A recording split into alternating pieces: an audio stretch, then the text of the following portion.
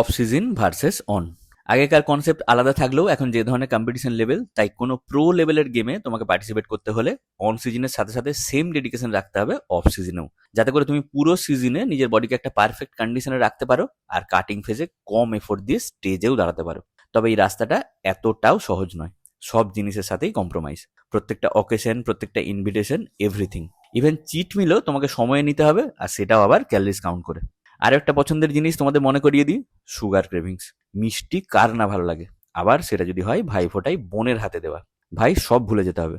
কেন কি আমাদের বডিতে সব থেকে ক্ষতি যদি কেউ করে, সেটা হলো সুগার কন্টেনিং ফুড।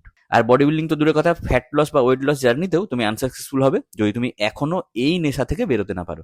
আর ডেলি লাইফে এরকম আরো অনেক ছোট ছোট ব্যাপার যেগুলোকে আমরা ক্যাজুয়ালি নিলেও সেই জিনিসগুলোই হয়তো আমাদের গোল অ্যাচিভ করতে বাধা হয়ে দাঁড়ায়। তাই এই ব্যাপারেও আমাদের আরো অনেক বেশি স্ট্রিক্ট হতে হবে প্রেপ টাইমে। তাই আমিও প্রত্যেক দিনের ক্যালোরি কাউন্ট বা ওয়ার্কআউট স্প্লিট নোট ডাউন করে রাখি, কেন কি এই সময়ের একটা ভুলই বডিতে অনেক নেগেটিভ এফেক্ট ফেলে।